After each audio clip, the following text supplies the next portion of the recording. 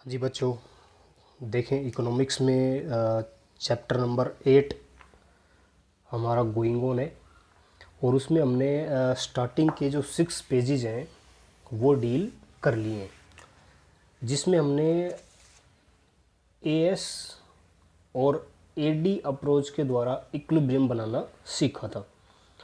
y is equal to A D, क्योंकि AS को हम y भी कहते हैं और एडी तो हम कह सकते हैं कि y is equal to A D. और इसको और एलोब्रेट करें तो एडी का मतलब होता है C प्लस आई, कंजम्पशन प्लस इन्वेस्टमेंट। ठीक है, यहाँ हम 3 बेसिकली एजम्पशंस के ऊपर काम करते हैं। सबसे पहले तो आपके पास शॉर्ट पीरियड एनालिसिस होना चाहिए, हम शॉर्ट पीरियड का एनालिसिस कर रहे हैं। सेकंड, हम 2 सेक्टर इकोनॉमी की बात कर रहे हैं कि यहाँ पर हम 2 सेक्टर इकोनॉमी की बात करते हैं, जिसके अंदर हाउस होल्ड और प्रोड्यूसर्स, हाउस होल्ड के खर्चों को बोला जाता है सी, और जो प्रोड्यूसर्स हैं प्रोड्यूसर्स उनके खर्चों को बोला जाता है इन्वेस्टमेंट। तो 2 सेक्टर इकोनॉमी का हम डील करते हैं। दूसरा, यहाँ पर जो एग्रीगेट सप्लाई है उसे हम मानते हैं इलास्टिक। इलास्टिक का मतलब होता है रबर, जो कि अपनी इच्छा के अनुसार बड़ा या छोटा किया जा सकता है। एएस इसमें इलास्टिक होता है, यानी कि एएस को एज पर according to requirement, according to demand increase या डिक्रीज किया जा सकता है। तो मैं यहाँ इस चैप्टर को पढ़ने के लिए हम बेसिकली 3 एजम्पशंस के ऊपर काम करते हैं। शॉर्ट पीरियड एनालिसिस करते हैं, 2 सेक्टर इकोनॉमी की बात करते हैं, और हम मान के चलते हैं कि जो एएस है वो क्या है, फुल्ली इलास्टिक है, जिसको कि चेंज किया जा सकता है अकॉर्डिंग टू एडी। तो हमने एएस एडी अप्रोच पढ़ ली थी। आज हम सेकंड अप्रोच पढ़ने वाले हैं, एस और आई अप्रोच। एस और I approach, saving is equal to investment.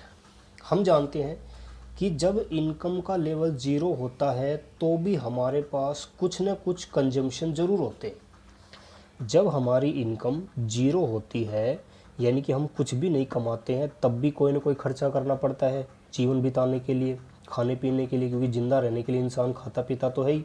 अगर कमा भी नहीं रहा तो भी कुछ ना कुछ वो खर्चे करेगा, चाहे उधार लेकर करने पड़ जाओ। तो हम कह सकते हैं कि इस लेवल पर हमारी जो सेविंग है वो -20 की आएगी। ऑटोनोमस कंजम्पशन वो कंजम्पशन होते हैं जो कि इनकम का लेवल 0 होने पर भी होते हैं। जब हमारे खर्चे 20 हैं, इनकम कुछ भी नहीं है, तो हम नेगेटिव सेविंग कर रहे हैं।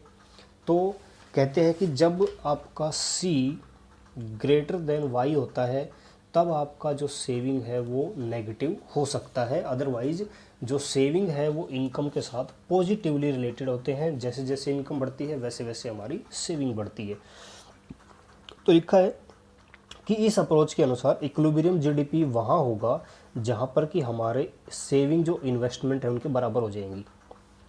ठीक है, एस फंक्शन क्या कहता है कि एस फंक्शन पॉजिटिवली रिलेटेड होता है इनकम के साथ, लेकिन जब आय का न्यूनतम स्तर होता है, यानी कि जहाँ पर हमारी इनकम 0 होती है वहाँ पर हमारी सेविंग नेगेटिव हो जाती है, बचत नेगेटिव हो जाती है। S becomes negative to the extent C greater than Y। जिस लेवल पर C हमारा Y से ज़्यादा होता है वहाँ पर हमारी जो सेविंग है वो नेगेटिव हो सकती है। आई फंक्शन की अगर बात करें, एस फंक्शन पढ़ लिया, आई फंक्शन। आई फंक्शन ध्यान रखना, यहाँ पर हमेशा ऑटोनोमस आई लेकर चलते हैं।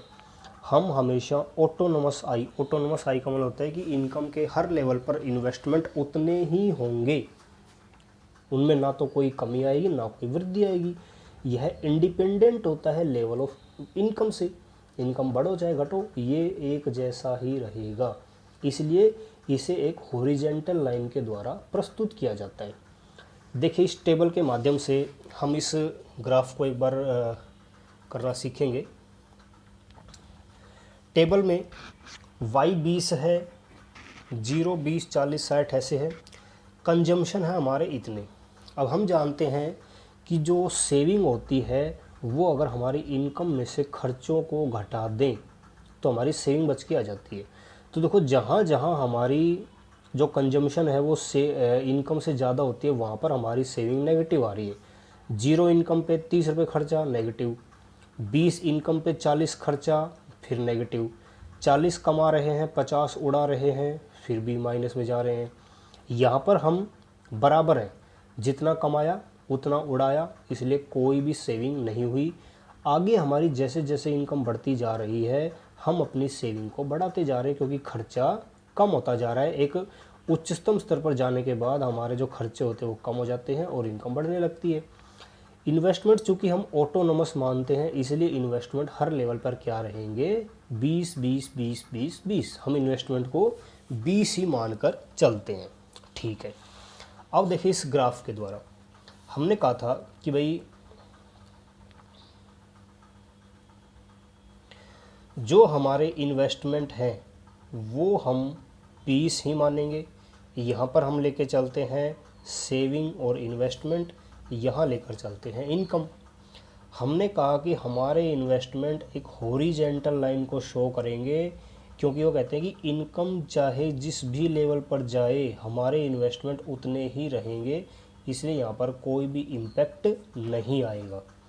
तो हमने यहाँ लिखा जैसे 20 40 60 80 100 120, 20 के बाद 40 60 80 100 120। अब देखिए हमारे ऑटोनोमस कंजम्पशन है 30, लेकिन हमें यहाँ पर कंजम्पशन को शो नहीं करना, हमें सेविंग और इन्वेस्टमेंट को शो करना है।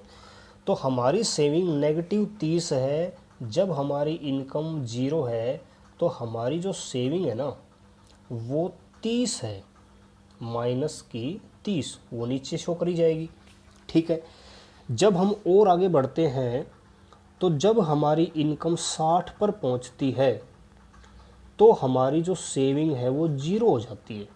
इस लेवल पर हमारी जो सेविंग है वो यहाँ से नेगेटिव से पहुँचते पहुँचते 0 हो जाती है। ठीक है, फिर हम और आगे चलते हैं तो हमने देखा कि जो हमारा 100 रुपये का पॉइंट है, जैसे ही हमारी इनकम 100 हुई, जैसे ही हमारी इनकम 100 हुई, हमारी सेविंग और इन्वेस्टमेंट दोनों बराबर हो गए। और हमने क्या पढ़ा है, एसआई अप्रोच में इक्विलिब्रियम कब होगा, जब एस बराबर आई होंगे। तो हमने कहा भी इस 100 रुपये के लेवल पर हमारे सेविंग और इन्वेस्टमेंट दोनों बराबर हो गए। तो हम कहेंगे ये वाला जो पॉइंट है 100, यहाँ पर हमारे इन्वेस्टमेंट भी कितने हैं 20 और सेविंग भी 20 है, क्योंकि अब 0 से हमारी सेविंग 20 हो गई और यही इन्वेस्टमेंट है और ये हमारा लेवल है। तो हम कहेंगे कि ये लाइन इस तरह से काटते हुए चलेगी, ये वाली, ये एस लाइन जाएगी जो कि 100 रुपये पर बता रही है कि ये आपका इक्विलिब्रियम पॉइंट है। फिर से देखो, जब हमारी इनकम 0 थी तो हमारी सेविंग नेगेटिव में थी 30। जब हमने और कमाना स्टार्ट किया तो जब हमारी इनकम 60 पर पहुंच जाती है तो हमारी सेविंग 0 हो जाती है। हम यहाँ से उठ के यहाँ आ चुके हैं। ठीक, उसके बाद हमारी इनकम जब 100 रुपये होती है तो वहाँ पर हमारी जो सेविंग है वो बढ़ते बढ़ते यहाँ तक आ जाती है, जो कि इन्वेस्टमेंट लेवल को बताता है। चूँकि इन्वेस्टमेंट एक हॉरिजॉन्टल लाइन है, एस हमारा यहाँ पर 20 हो चुका है, यानी इस लेवल पे हमारी सेविंग और इन्वेस्टमेंट दोनों बराबर है। तो देखिए ये हमारी वाई लाइन को कहाँ इंटरसेक्ट करेगी, एक तो 60 पर, और यहाँ पर ये इन्वेस्टमेंट और सेविंग इस लेवल पर बराबर है, क्योंकि इनकम का लेवल यहाँ पर 100 है तो यहाँ पर दोनों स्ट्रक करेंगे। यहाँ ये हमारा इक्विलिब्रियम पॉइंट कहलाएगा। इसे बोलते हैं एस एंड आई अप्रोच, जहाँ पर सेविंग और इन्वेस्टमेंट हमारे बराबर हो गए। इस डायग्राम की आप प्रैक्टिस करना। ठीक है, आगे चलते हैं। ये कह रहा है कि जब सेविंग अगर इन्वेस्टमेंट से ज़्यादा हो जाए, लोग ज़्यादा बचत करने लग जाएं और खर्च करने कम लग जाएं, तो देखो क्या होगा, खर्चों में कटौती होगी, सेविंग ज़्यादा होगी। अब सेविंग ज़्यादा होगी तो इसका मतलब है कि जो प्रोड्यूसर्स हैं वो अपना सारा माल नहीं बेच पाएंगे। क्यों? क्योंकि लोग सेविंग ज़्यादा करने लग गए, खर्चा कम कर रहे हैं। अब अगर वो सेविंग करेंगे, खर्चा नहीं करेंगे, तो प्रोड्यूसर्स के पास अनसोल्ड गुड्स रह जाएगा। इसको क्लियर करने के लिए वो क्या करेगा, वो अपनी फैक्ट्री में मशीनों को बंद कर देगा। वो कह देगा भाई मशीनें मत चलाओ, क्योंकि देखो डिमांड तो है नहीं, लोग बचाने लग गए, हमारे पास जो एक्सेस स्टॉक पड़ा है बहुत ज़्यादा मात्रा में, पहले उसको क्लियर करते हैं। तो मशीनों को बंद कर देता है, प्रोडक्शन प्रोसेस बंद कर देता है। जब उसका प्रोडक्शन बंद हो जाता है तो कहीं ना कहीं उसकी सेल में कमी आएगी, सेल में कमी आएगी तो उसकी इनकम में कमी आएगी, और इनकम में कमी आएगी तो लोगों की बचत में कमी आएगी। तो एक ऐसा लेवल आ जाता है जब हमारी एस और आई बराबर हो जाते हैं दोबारा से, यानी कि जब लोग सेविंग करना ज़्यादा शुरू कर देते हैं तो प्रोड्यूसर्स अपने प्रोडक्शन में कटौती कर देते हैं, और वो कटौती तब तक चलती रहती है जब तक कि लोगों की सेविंग और उनके खर्चे बराबर ना हो जाए। ठीक। दूसरा, अगर सेविंग कम है खर्चे ज़्यादा हैं, तो यहाँ पर क्या होगा, यहाँ पर अब डिमांड ज़्यादा होगी, क्योंकि सेविंग लोग नहीं करते हैं, खर्चा ज़्यादा करते हैं। इसका मतलब लोग डिमांड ज़्यादा करते हैं। अब लोग डिमांड ज़्यादा करते हैं तो प्रोड्यूसर्स को क्या करना पड़ेगा, उस डिमांड को पूरा करने के लिए अपने प्रोडक्शन को बढ़ाना पड़ेगा। जब वो प्रोडक्शन बढ़ाएगा तो जब तक उसकी इनकम ज़्यादा ज़्यादा उत्पादन ज़्यादा इनकम, ज़्यादा इनकम ज़्यादा बचत, तो तब तक कमाता जाएगा जब तक कि दोबारा से हमारी जो सेविंग है वो इन्वेस्टमेंट्स के बराबर ना हो जाए ना। तो इस तरह से जो सेविंग और इन्वेस्टमेंट फंक्शन है वो काम करते हैं। ठीक है, बढ़ते हैं आगे।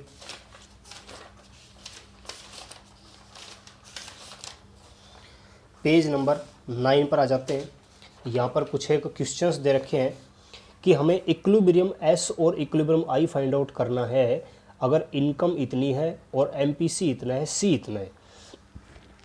हम जानते हैं कि दो जगह हमारा इक्विलिब्रियम पॉइंट होता है, या तो y बराबर है AD या सेविंग बराबर है इन्वेस्टमेंट, दो जगह स्ट्रक करता है, इसको AD भी बोलते हैं। अब C फंक्शन हम पढ़ के आए थे प्रीवियस चैप्टर में कि C फंक्शन होता है C bar plus MPC into Y, MPC into Y, या इसको और अगर सोल्व करें तो C प्लस BY, हम ये भी पढ़ के आए थे। B को हम क्या बोलते थे, MPC बोलते थे। अब देखो मुझे C बार की वैल्यू गिवन है 100 रुपये, MPC की वैल्यू गिवन है 0.75 और Y की वैल्यू गिवन है मुझे 4400 रुपये। ठीक, 100 4400 का 75%, 11 तिया 33, तो मेरा जो C है यानी कंजम्पशन है वो 3400 रुपये आ गया। अब सब जानते हैं कि Y जो होता है वो कंजम्पशन और इन्वेस्टमेंट दोनों के बराबर होता है। कंजम्पशन और सेविंग भी कह सकते हैं इसको, कि Y का कुछ पार्ट तो कंज्यूम किया जाता है और कुछ पार्ट सेव किया जाता है। तो मुझे सेविंग चाहिए, तो मैं सेविंग कह दूंगा मैंने जितना कमाया 4400, मैंने इनकम कमाई 4400, खर्चा मैंने C के थ्रू निकाल लिया 3400, तो मेरे पास सेविंग कितनी आ गई 1000। और हम जानते हैं कि I जो होता है वो सेविंग के बराबर होता है इक्विलिब्रियम में। तो हमने कहा कि 1000 वो सेविंग है जहाँ पर कि हमारा S और I दोनों इक्विलिब्रियम पॉइंट के अंदर आ जाते हैं। ठीक है, अच्छा जी, अगला पेज नंबर 10 के ऊपर चलें तो यहाँ पर दिया हुआ है कि S है -25 प्लस 0.5y और I है 5000। आपको इक्विलिब्रियम Y और इक्विलिब्रियम C फाइंड आउट करना है। हम जानते हैं कि S जो होता है वो I के बराबर होता है। S का मान दे रखा है -25 प्लस 0.25y और इन्वेस्टमेंट का मान दे रखा है 5000। देखो S और I बराबर होते हैं। S का मान दे रखा है इतना, I का मान दे रखा है इतना। तो अगर मैं इसको सोल्व करूं तो मैं 0.5y को इधर छोड़ देता हूं और 25 को उधर ले जाता हूं, 5000 प्लस 25, तो 0.5y is equal to 5025। y को यहाँ छोड़ देता हूँ, 0.5 नीचे आ जाएगा, 5025 डिवाइडेड बाई 0.5, तो ये हो जाएगा मेरा 10,050। यानी कि जो इनकम है वो मैंने 10,050 कमा ली है। ठीक, अब 10,050 कमा ली है इनकम, तो सेविंग कितनी है, सेविंग पता करते ही मेरा आई भी आ जाएगा। अब मैं कहूँगा सेविंग का जो फंक्शन है वो मुझे इतना दे रखा है, इस सेविंग के इक्वेशन में अगर मैं y का मान रख दूं तो सेविंग आ जाएगी। मैं कहूँगा भाई -25 प्लस 0.5 और y जो है y इसकी जगह मैं रख देता हूँ 10,050।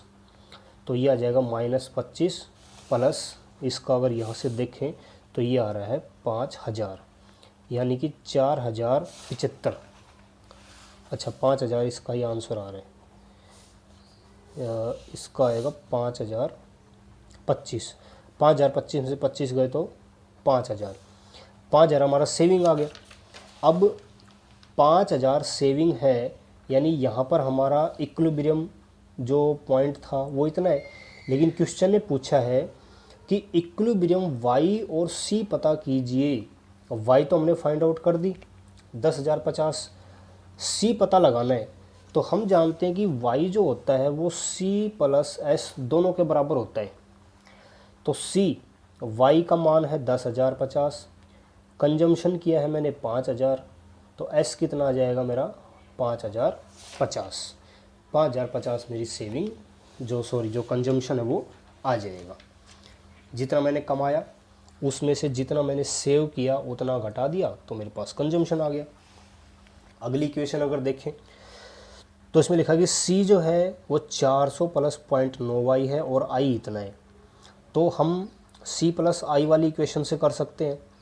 C का मान दे रखा है इतना, I का इतना, तो यहाँ पर मैंने अगर लिखा C का मान लिखा मैंने 400 प्लस 0.9y, इसको एज इट इज़ लिख दिया। I को मैंने यहाँ से उठाया 4,000। इस इक्वेशन को जब मैं सोल्व करूँगा तो मेरा आंसर आ जाएगा 44,000। इस 44,000 y को अगर मैं c फंक्शन में कन्वर्ट करना चाहूँ तो c का मान मेरे को दे रखा है 400 plus 0.9y। 400 as it is ले लेता हूँ, 0.9 एज इट इज, और मेरा जो इनकम है वो आया है 44,000।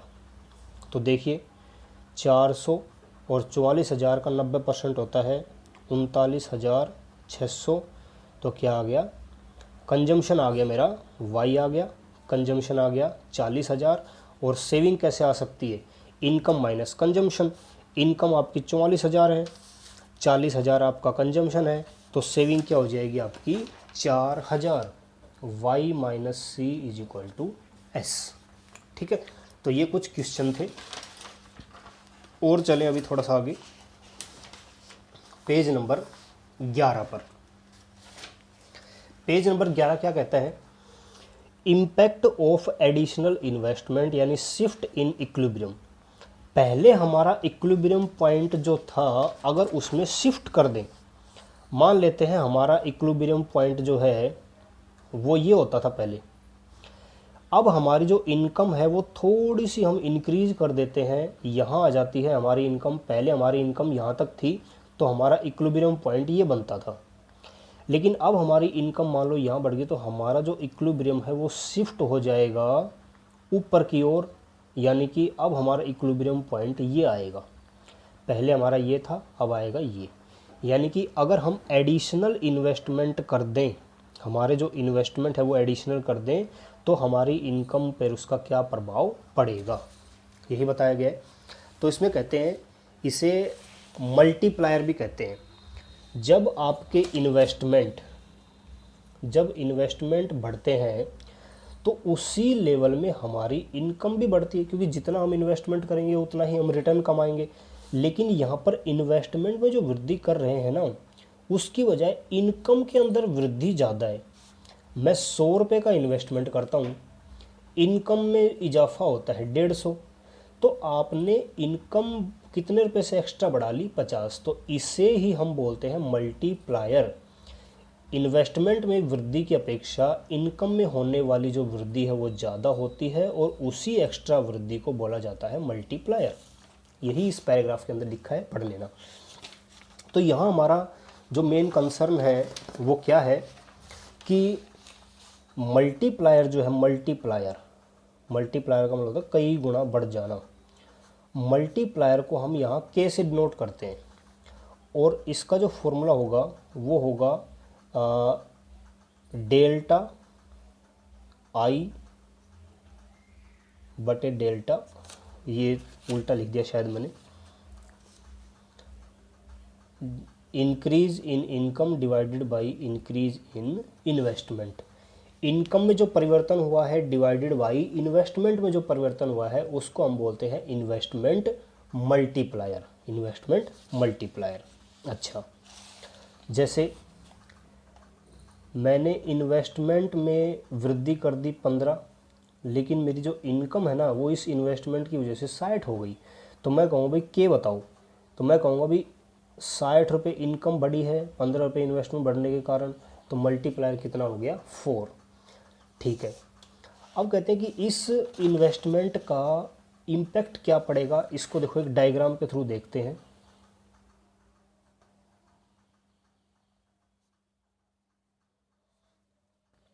ये वाई लाइन जाती है, सब जानते हैं वाई या एस। पहले यहाँ पर मैं इन्वेस्टमेंट को शो करता हूँ, यहाँ पर मैं इनकम को शो करता हूँ। पहले मेरा इन्वेस्टमेंट था इतना, यानी कि ये एडी लाइन है, एडी लाइन है जो कि सी प्लस आई के बराबर होगी।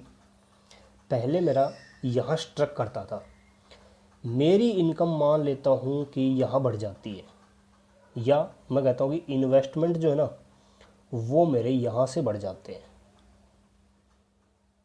ये बढ़ गए, तो मैं इसे कहता हूँ भाई जो एडिशनल यानी डेल्टा जो एडी है वो होगा सी प्लस आई, तो होता ही था, प्लस मैंने एडिशनल इन्वेस्टमेंट और कर दिए, एडी 1 कह सकता हूँ मैं इसको, एडी 1। अब देखो आपके इन्वेस्टमेंट में इजाफा हुआ तो आपकी इनकम में भी इजाफा हुआ, तो अब आपका जो स्ट्रक पॉइंट है वो यहाँ आएगा, पहले यहाँ आता था। अब देखो ये है मान लो O, ये है मान लो K, ये है मान लो J, ये है N, ये है M।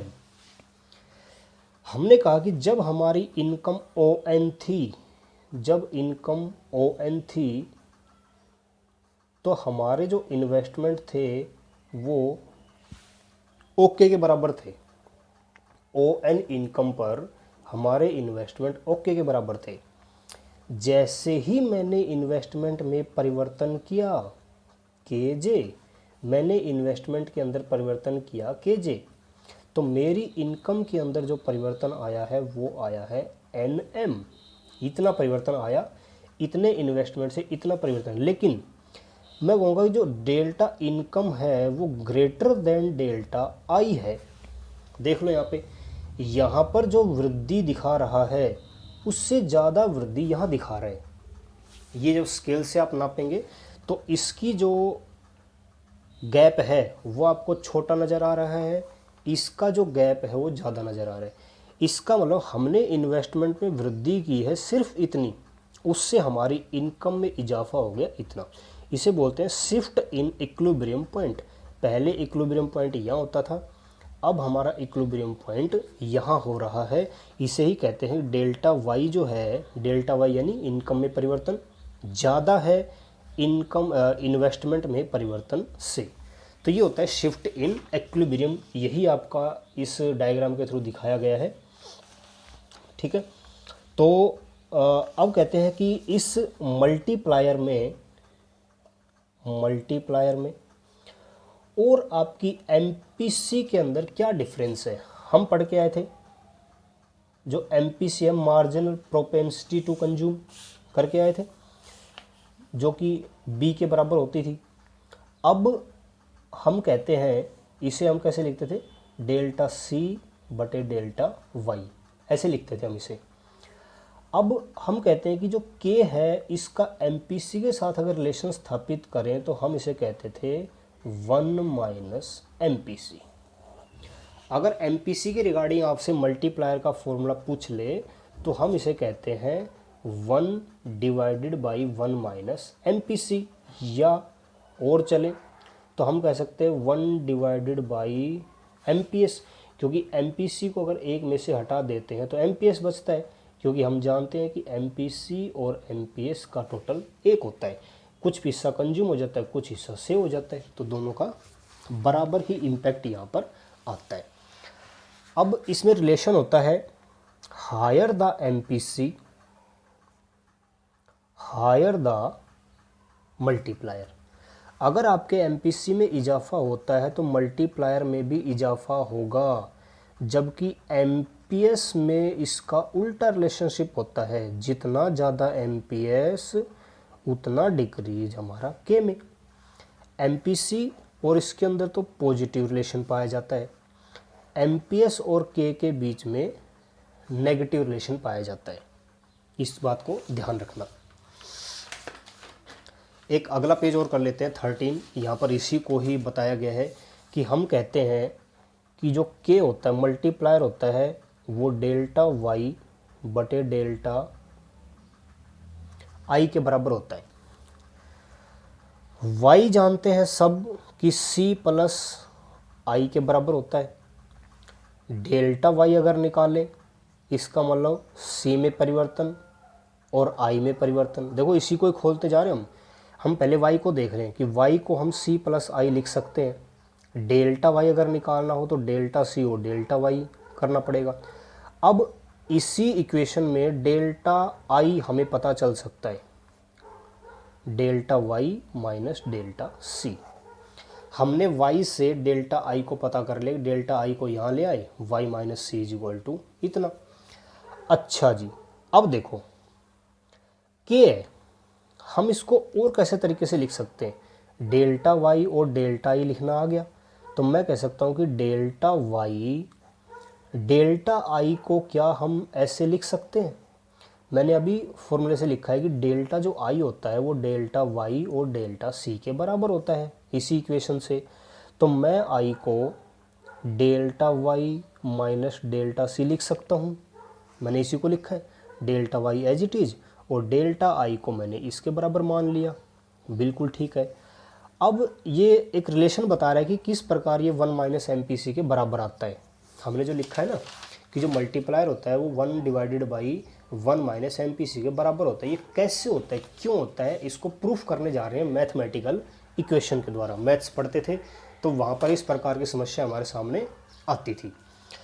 अगर हम डिवाइड कर दें, डिवाइड